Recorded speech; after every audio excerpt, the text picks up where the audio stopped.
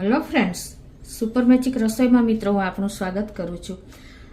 આજે હું આપણે લેમન કોરિએન્ડર વેજીટેબલ સૂપની રેસીપી તમારી સાથે શેર કરું છું. તો તમને ચોક્કસ આ વિડીયો ગમે તો લાઈક કરજો, શેર કરજો અને સબસ્ક્રાઈબ કરવાનું તો ભૂલતા જ નહીં. અને મિત્રો બાજુમાં રહેલું બેલ આઇકનને પણ પ્રેસ કરજો, જેથી કરીને લેટેસ્ટ વિડીયોની માહિતી તમને મળતી રહે.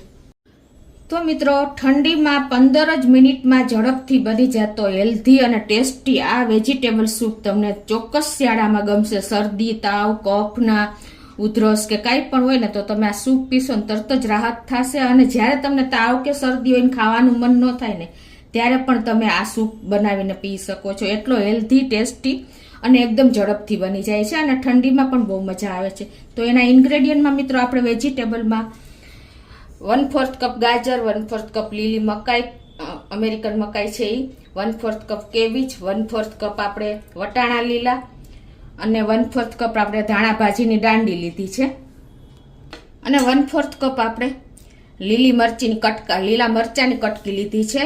એક મોટી ચમચી આપણે આદુની કટકી કરી છે, એક મોટી ચમચી આપણે લીલી લસણની કટકી કરી છે અને 1/4 કપ આપણે ફ્લાવર લીધું છે, 1/4 કપ કેપ્સિકમ લીધું છે, 1/4 કપ આપણે કાંદા ઝીણા સમારીને લીધા છે મિત્રો. અને ધાણા ભાજીના પાન છે આપણે 1/4 કપ જેટલા, મરીનો પાવડર, લીંબુ, મીઠું, તેલ અને હળદર. આટલા ઇન્ગ્રેડિયન્ટ લેશું તો બનાવવાનું ચાલુ કરીએ.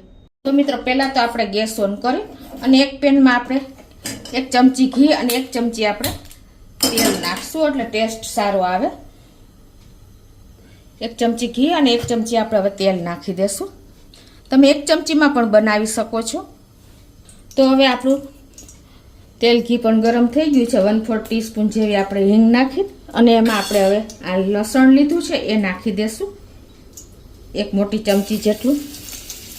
અને આપણે જે 1 મોટી ચમચી આદું પીસ્યું છે એ નાખી દેશું અને એને આપણે આ રીતે તેલ ઘીમાં સાન કરી લેશું. ગેસની ફ્લેમ આપણે અત્યારે મીડિયમ રાખી છે. હવે આપણે જે મરચાંની કટકી કરી છે એ અને કાંદા એ બંને નાખી દેશું. 1/4 કપ જેટલા કાંદા અને આપણે 1/4 થી થોડીક ઓછી એવી આપણે મરચાંની કટકી કરી છે એ આ રીતે આપણે સાન કરી અને ફૂલ ફ્લેમ જ કરી નાખશું હવે. અને હવે એમાં આપણે કલર આપવા માટે આપણે 1/4 ટીસ્પૂન જેટલી હળદર નાખી દઈશું.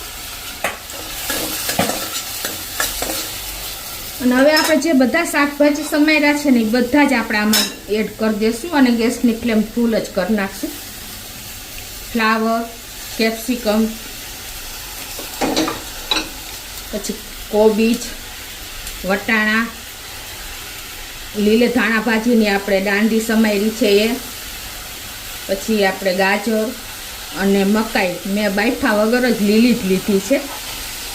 આ બધું જ આપણે મિક્સ કરી લેશું મસાલા સાથે.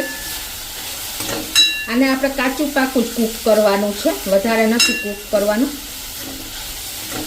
અને હવે આમાં આપણે ટેસ્ટ એકોર્ડિંગ 1 ટીસ્પૂન જેવું મીઠું નાખી દઈશું. આપણે અત્યારે પાણીના ભાગનું મીઠું નાખી જ દઈએ છીએ. મિત્રો તમે શાકભાજીમાં ફણસી, બ્રોકલી જે કંઈ પણ વધારે શાકભાજી લેવા હોય ને એ લઈ શકો છો. અત્યારે આપણે બધા જ શાકભાજી લગભગ લઈ લીધા છે. હવે આમાં આપણે 1200 ml એટલે કે 1 લીટર અને 1 ગ્લાસ જેવું પાણી નાખી દઈશું.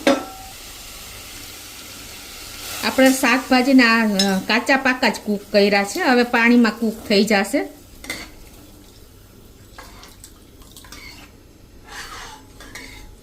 અને હવે આને આપણે ઉફાણો આવે ને એટલે કે ઉભરો આવે ને ત્યાં સુધી ઢાંકી અને કૂક થવા દેશું. ફૂલ ફ્લેમે જ આપણે આને ઉકળવા દેશું.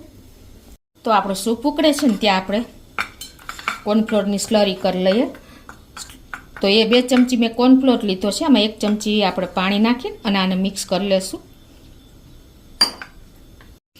તો જો આપણો સૂપ પણ ઉકળી ગયો છે, 5 મિનિટ જેવું થયું છે અને એકદમ સરસ.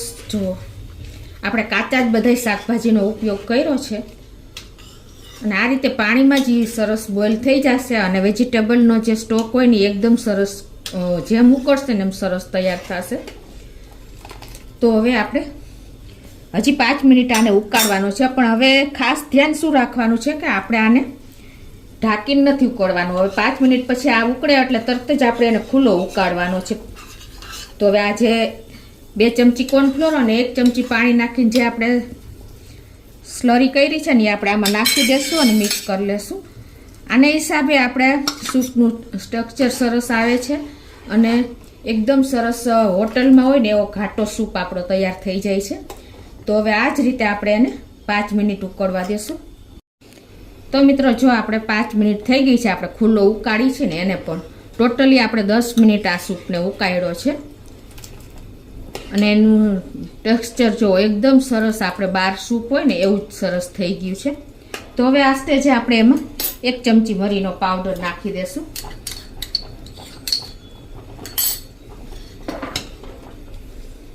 અને ઝીણી સમારેલી ધાણા ભાજીના પાન જે આપણે લીધા છે ને, દાંડી તો આપણે ઓલરેડી નાખી જ દીધી કૂક કરવામાં, અને હવે થોડી ધાણા ભાજીના પાન ઝીણા સમારેલા નાખી દેશું.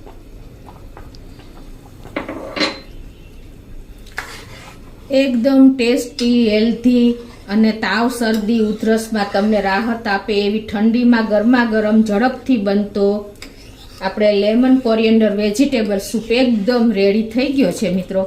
આપણે કોઈ ઝાઝા મસાલા પણ નથી વાપરા, ખાલી મીઠું, મરી અને આપણે હળદર એટલા જ મસાલા વાપરા છે. અને હવે લાસ્ટમાં આપણે ગેસ બંધ કરી દઈશું અને આપણે લેમન કોરિએન્ડર સૂપ છે તો લેમન તો એટલે કે લીંબુનો રસ તો નાખવાનો જ રહ્યો, એને હિસાબે આપણે બંધ કરીને નાખશું તો જ એનો તત્વો બધાય જળવાઈ રહેશે. તો આ 1 લીંબુનો રસ છે એને આપણે એડ કરી દઈશું. તો આપણો સૂપ મિત્રો રેડી છે. કોઈ ટાઈમ પણ નથી લાગ્યો. જો તમારા વેજીટેબલ્સ બધા સમારેલા હશે ને તો ઇન્સ્ટન્ટ તમે ઠંડીમાં, કડકડતી ઠંડીમાં પણ તમને આ સૂપ મજા આવશે. તો મિત્રો આ 6 થી 7 વ્યક્તિને આરામથી આ સૂપ સર્વ કરી શકશો એટલો ક્વોન્ટિટીમાં બન્યો છે.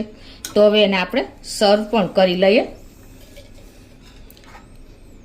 મિત્રો આ બધા આપણે કોથમરીની લીલી દાંડી ઉમેરી છે, બધા વેજીટેબલ એવા છે ને કે તમને બધા તત્વ, વિટામિન્સ, મિનરલ્સ બધું જ મળી રહેશે.